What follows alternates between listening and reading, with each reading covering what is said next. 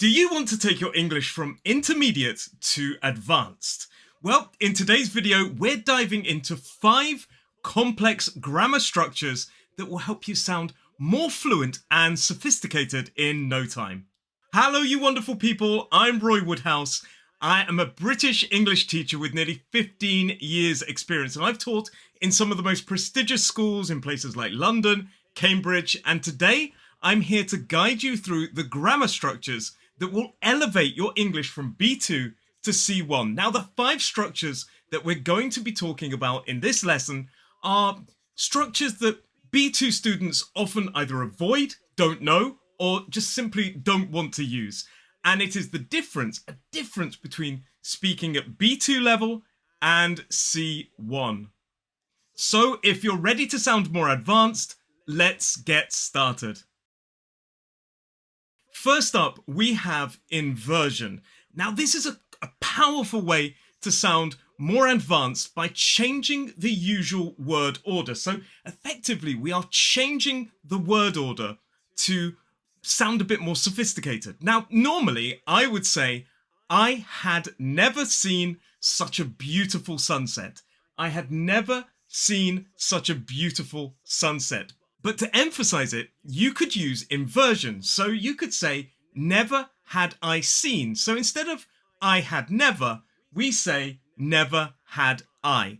So never had I seen such a beautiful sunset. It's a bit more formal, but it sounds quite impressive, right? And it adds extra emphasis. So instead of saying, I had never seen such a beautiful sunset, I could say, never had I seen such a beautiful sunset.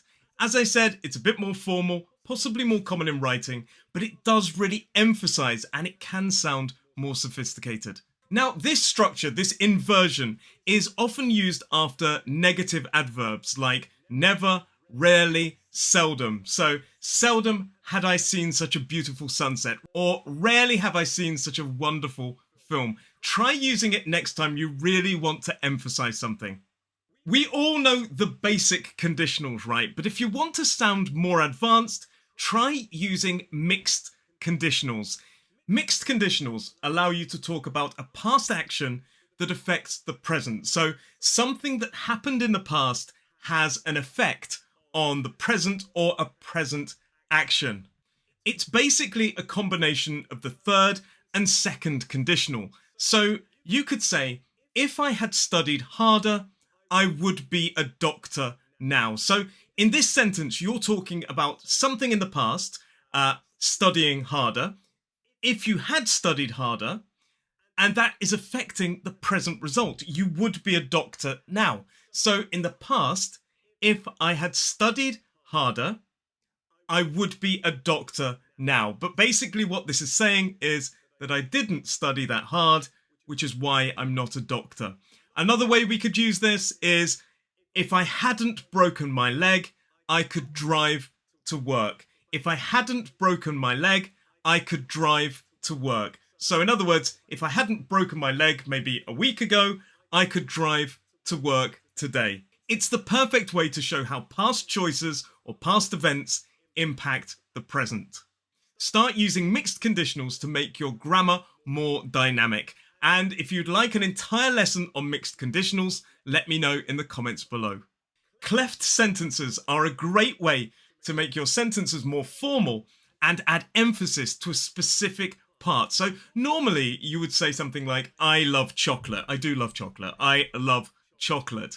But with a cleft sentence, you can say, it's chocolate that I love.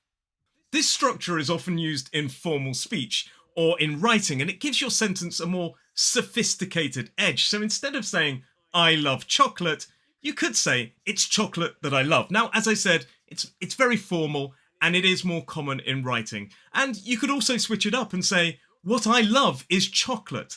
Playing around with this one, you can see how much it changes the tone. So I love chocolate, or it's chocolate that I love, or what I love is chocolate. We can really play with word order in terms of cleft sentences to make certain parts of the sentence more emphasized. Most intermediate and even upper intermediate learners stick to quite simple future tenses, but if you do want to sound more advanced, try using the future perfect and the future continuous tenses, and of course even the future perfect continuous. So with the future perfect, I could say, by this time next year, I will have completed my degree. This is the future perfect, and it's used to talk about something that will have finished at a certain point in the future. So I'm saying by this time next year, so, as I'm recording this video, October next year, I will have completed my degree. So my degree will be finished at that certain point in 1 year's time.